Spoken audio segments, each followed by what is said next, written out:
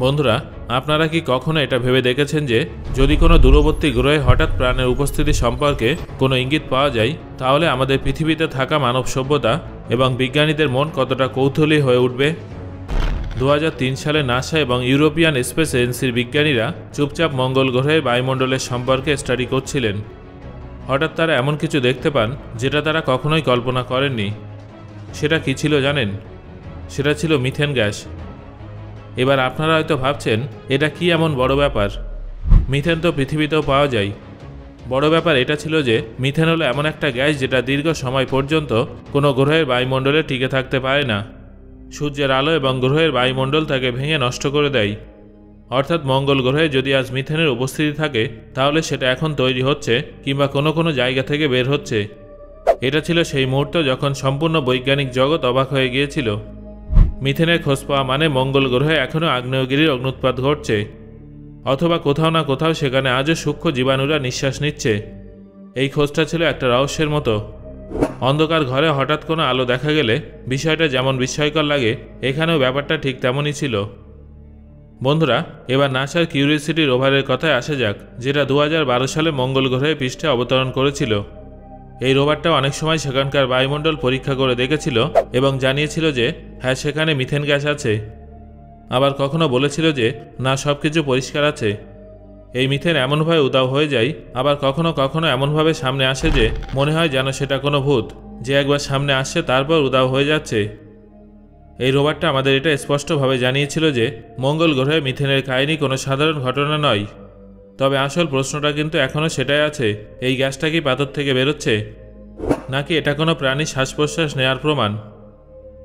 একদিন রাতে jet propulsion ল্যাবরেটরির ল্যাবে বসে থাকা বিজ্ঞানীদের চোখ কম্পিউটার স্ক্রিনের দিকে ছিল। কয়েক সেকেন্ড আগে মঙ্গল গ্রহের পৃষ্ঠ থেকে পার্সিভারেন্স রোভার ডেটা পাঠিয়েছিল।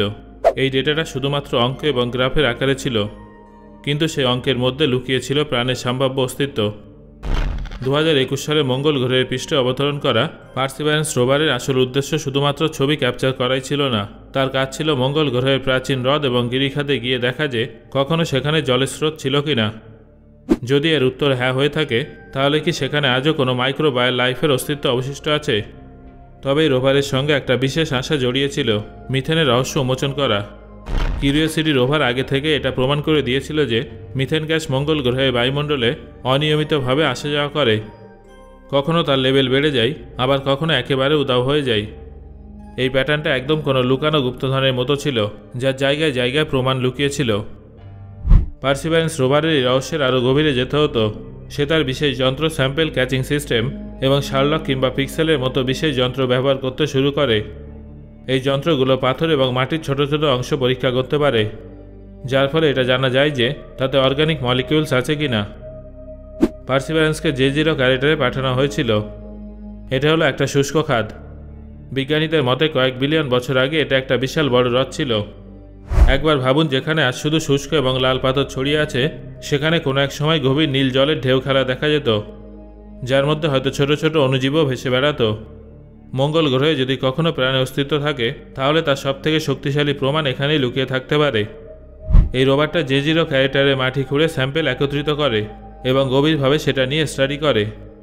পরিণামটা ছিল খুবই আশ্চর্যজনক। কিছু কিছু পাথরে কার্বন যৌগ পাওয়া যায়। কার্বনের উপরে ভিত্তি করেই কিন্তু পৃথিবীতে প্রাণের অস্তিত্ব টিকে আছে। এই বিষয়টা সামনে আসার পর একদিকে বিজ্ঞানীরা উচ্ছ্বাসিত হয়ে ওঠেন, অন্যদিকে তাদের মনে এই ভয়টাও কাজ করে যে এগুলো কি শুধুমাত্র আগ্নেয়গিরির অগ্নুৎপাতের পরিণাম। কারণ পৃথিবীতেও মিথেন দুইভাবে তৈরি হয়, যার মধ্যে একটা হলো বায়োলজিক্যাল প্রসেস, মানে জীবিত জীবাণুর মাধ্যমে, এবং দ্বিতীয়টা হলো জিওলজিক্যাল প্রসেস, অর্থাৎ পাথর এবং মিনারেলের মাঝে রাসায়নিক প্রক্রিয়ার মাধ্যমে। যার মানে এটাই যে মঙ্গল গ্রহে পাওয়া মিথেন আসলে দুটোর মধ্যে যে কোনো একটা প্রসেসের ফল হতে পারে। বিজ্ঞানীদের মতে এই বিষয়টা কোনো রহস্যময় বিষয়ের থেকে কম নয়, যেখানে প্রত্যেকটা প্রমাণ কোনো নতুন প্রশ্নের জন্ম দেয়। পার্সিভারেন্স রোভারের বিশেষত্ব হলো তার স্যাম্পল ক্যাচিং সিস্টেম, অর্থাৎ সেটা মঙ্গল গ্রহ থেকে পাথর এবং মাটির টুকরো সিল করে ছোট ছোট টিউবে ভরছে। বর্তমান সময়ে এই সমস্ত স্যাম্পল J0 ক্যারেটারের পৃষ্ঠে সুরক্ষিতভাবে রেখে দেওয়া হচ্ছে। ভবিষ্যতে নাসা এবং ইউরোপিয়ান এজেন্সি মিলে একটা মার্স স্যাম্পল রিটার্ন মিশন পাঠাবে, যেটা এই টিউবগুলোকে পৃথিবীতে নিয়ে আসবে। বন্ধুরা, একবার ভাবুন, যেদিন এই স্যাম্পেলগুলো পৃথিবীতে ফিরে আসবে, সেদিন মানুষ প্রথমবার তার ল্যাবরেটরিতে মঙ্গল গ্রহের আসল মাটি এবং পাথরকে স্পর্শ করে গবেষণা করবে। আর সেই দিন এই মিথেন রহস্যের অন্তিম স্তর উন্মোচিত হতে পারে। তবে ততক্ষণ পর্যন্ত প্রত্যেকটা নতুন ডেটা একটা রহস্যময় কাহিনীর জন্ম দেবে। বিজ্ঞানীদের বক্তব্য অনুযায়ী তারা এমন একটা জায়গায় দাঁড়িয়ে আছেন যেখানে প্রত্যেকটা উত্তর তার সঙ্গে একটা নতুন প্রশ্ন নিয়ে আসে। পৃথিবীতে উপস্থিত সাধারণ মানুষ যখন এই খবরগুলো শোনে তখন তাদের মনেও এই প্রশ্নটা ওঠে যে বিশ্ব ব্রহ্মাণ্ডে কি সত্যি আমরা একা আছি? এই প্রশ্নটা কোনো সায়েন্স ফিকশন সিনেমার ডায়লগ নয়, এটা হলো বিজ্ঞানের সবথেকে বড় তৃষ্ণা। পার্সিভারেন্স রোভার এখনও পর্যন্ত যা কিছু খুঁজে বের করেছে তাতে সে আমাদের এটা বুঝিয়ে দিয়েছে যে মঙ্গল একেবারেই মৃত গ্রহ নয়, সেখানে কিছু তো আছে, এমন কিছু যেটা বিজ্ঞানীদের একটানা আকর্ষণ করছে। মিথেনের এই গোপন খেলা হয়তো কোনো গভীর সত্যকে তুলে ধরবে। যদি সত্যিই মঙ্গল গ্রহের পৃষ্ঠের নিচে ছোট ছোট জীবাণু লুকিয়ে থাকে তাহলে তার মানে এটাই যে জীবন কোনো অবিশ্বাস্য ঘটনা নয়, বরং এটা ব্রহ্মাণ্ডের নিয়ম। বন্ধুরা, আমরা একটা রহস্যময় ঘটনার মাধ্যমে এই কাহিনীটা শুরু করেছিলাম। 2003 সালে হঠাৎ মঙ্গল গ্রহের বায়ুমণ্ডলে মিথেনের অস্তিত্ব পাওয়া গিয়েছিল। তবে এই রহস্যটা কিন্তু এক মুহূর্তেই তৈরি হয়নি, এটা কয়েক দশক ধরে ধীরে ধীরে গড়ে উঠেছিল। 1970 থেকে 80-র দশকে মঙ্গল গ্রহে সবথেকে বেশি মিশন পাঠানো হয়েছিল। নাসার ভাইকিং ল্যান্ডার মঙ্গল গ্রহের মাটিতে জীবনের অস্তিত্ব খুঁজে বের করার চেষ্টা করেছিল। ভাইকিং ল্যান্ডার এমন কিছু এক্সপেরিমেন্ট করে যার ফলাফল এত জটিল ছিল যে বিজ্ঞানীরা নিজেরাই অবাক হয়ে গিয়েছিল। একটা পরীক্ষায় দেখা যায় যে মাটির মধ্যে কোনো জৈবিক গতিবিধি চলছে, আবার অন্য একটা পরীক্ষায় সব কিছু স্বাভাবিক বেরোয়, যার ফলে কোনো স্পষ্ট উত্তর পাওয়া যায়নি। তারপর 1996 সালে মার্স গ্লোবাল সার্ভেয়ার এবং 2001 সালে মার্স ওডিসির মতো অরবিটার মঙ্গল গ্রহের পৃষ্ঠ এবং বায়ুমণ্ডল সম্পর্কে বিশদ স্টাডি করে, কিন্তু তার প্রযুক্তি মিথেনের মতো ছোট ছোট অণুকে সরাসরি ক্যাপচার করার জন্য পর্যাপ্ত ছিল না। তবে মার্স এক্সপ্রেস মিশন 2003 সালে গেম চেঞ্জার হিসেবে সামনে আসে। এর একটা সেন্সর মঙ্গল গ্রহে মিথেনের চিহ্ন প্রকাশ করে। এখান থেকে বিজ্ঞানীদের মধ্যে মতবিরোধ তৈরি হয় যে এটা কি প্রাণের প্রমাণ নাকি শুধুমাত্র পাথরের খেলা। তারপর নাসার কিউরিওসিটি রোভার 2012 সালে মাঠে নামে। এই রোভার বেশ কয়েকবার ছোট ছোট মুহূর্তের জন্য মিথেনের উপস্থিতি টের পায়। 2019 সালে খবর আসে যে কিউরিওসিটি এখনও পর্যন্ত সবথেকে বেশি 21 ppBV-র একটা মিথেন স্পাইক শনাক্ত করেছে। কিন্তু অদ্ভুত ব্যাপার হলো, যখন ইউরোপের ExoMars trace gas orbiter 2016 সালে উপর থেকে মঙ্গল গ্রহের সম্পর্কে স্টাডি করে তখন সে মিথেনের কোনো অস্তিত্ব খুঁজে পায়নি। অর্থাৎ মঙ্গলের পৃষ্ঠে থাকা রোভার এবং উপর থেকে দেখা অরবিটার উভয়ের কাহিনী ভিন্ন ছিল। তারপর এই রহস্যটা আরও জটিল আকার নিতে শুরু করে। মনে হয় যেন কোনো অপরাধ হয়েছে যেখানে দুটো প্রমাণ ভিন্ন ভিন্ন ব্যাখ্যা দিচ্ছে। ভবিষ্যতের কথা বললে পার্সিভারেন্স রোভার আগে থেকেই স্যাম্পেল একত্রিত করছে। মার্স স্যাম্পেল রিটার্ন মিশন 2030 সালের আশেপাশে এই স্যাম্পেলগুলো পৃথিবীতে নিয়ে আসবে।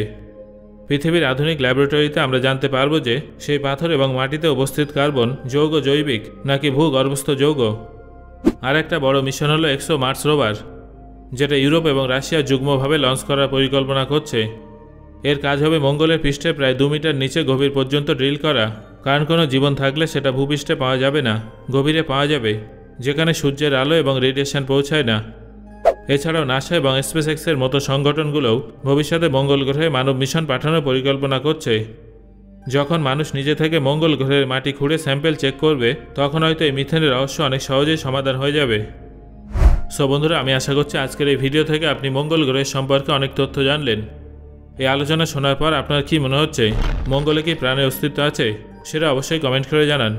ভিডিওটা ভালো লাগলে একটা লাইক করুন এবং শেয়ার করুন। ধন্যবাদ।